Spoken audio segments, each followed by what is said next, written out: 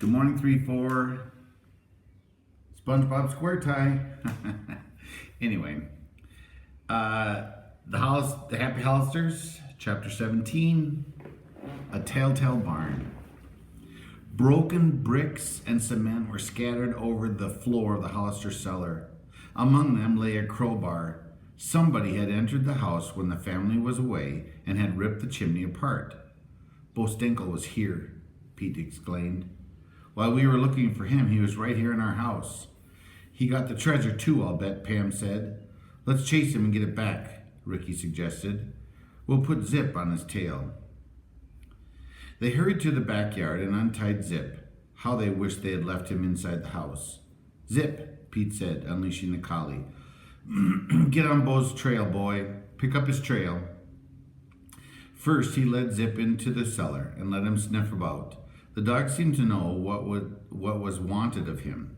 Picking up a scent, he bounded outside, keeping his nose close to the ground. Pete, Pam, and Ricky followed Zip as he went across the lawn toward the street.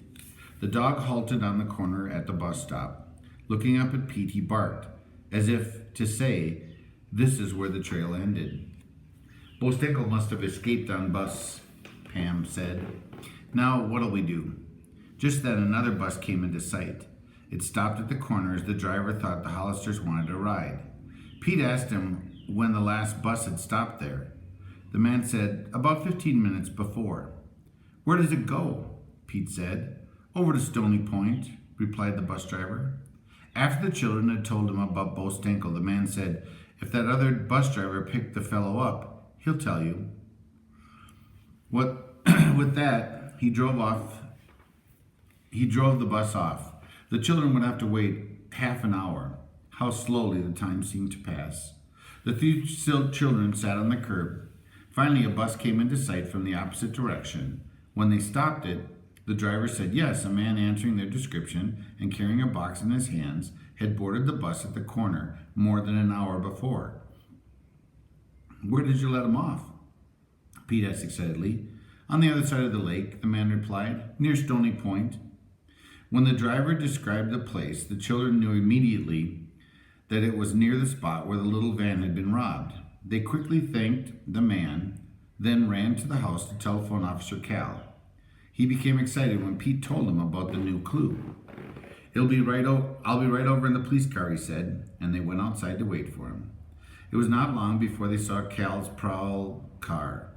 The automobile skidded to a halt in the driveway, and the policeman jumped out.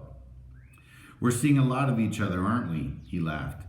Now tell me again, where did you say Bo Stinkle got off the bus? After Pete described the place, Officer Newberry said, I'll go there right away. Suppose you come with me? Eagerly, the three Hollisters climbed into the police car. The officer backed out of the drive and was soon humming along the shore drive, which led around the lake. It did not take long to reach the other side of the lake and find the side road. Here's the place, Pete said, pointing. This is where the little van was robbed. Officer Cal stopped the car. He switched on his two-way radio and spoke to a sergeant at the police station, telling where he was and what he was doing. Then a voice came over the loudspeaker. If you need any help, Cal, get in touch with us and we'll send out another man. Right, Sergeant. The children and the policeman hopped out of the prowl car. Then quickly searched the roadside for footprints. Finally, Pete spied a man's heel mark in the dust. That was all Officer Cal needed. Being skillful at following footprints, he soon picked up others. The trail led through the thick bushes into the woods by the roadside. The officer said Bo Stinkle evidently had run pell-mell. No doubt he was afraid someone might find him. Finally, the track led to an open field some distance from the lakefront. I see a barn over there, Ricky pointed. Do you suppose Bo's in there hiding? You're a good detective, Cal said. That would be a likely place for the thief to hide. Carefully, the officer and the three children made their way through the tall grass toward the old barn. Upon reaching it, they found that the doors were locked, but a piece of board near the bottom of one had broken off. Let me wiggle in and look around, Pete said. Not until I know if it's safe or not, Cal replied. He peered through the opening and flashed his light around. There doesn't seem to be anybody in there. Go ahead, but shout a warning if you see anybody inside. I'll break the door down if necessary. Pete lay down flat and wriggled his head and shoulders through the hole. Then he pulled the rest of his body through. It was dark and gloomy inside. When the boy's eyes became accustomed to the dim light, he saw something which made him gasp. In one corner of the barn stood the rest of the stolen toys. Pete ran to the double doors and lifted off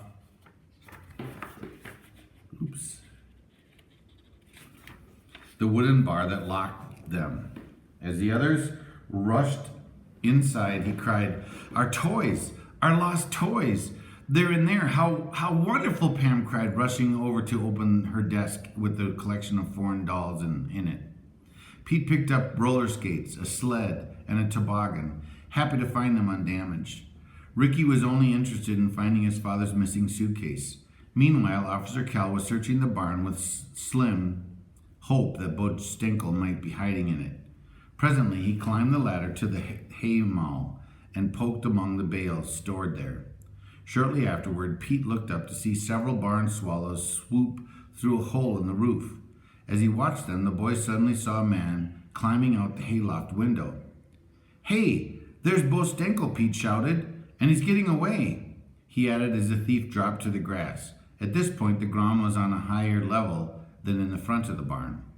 Pete, Pam, and Ricky raced outside just as the man scrambled to his feet. Ricky grabbed his legs, while Pam and Pete each clung to an arm. Dun dun dun. Boy, they're brave. I don't think I would have done that. They caught the bow.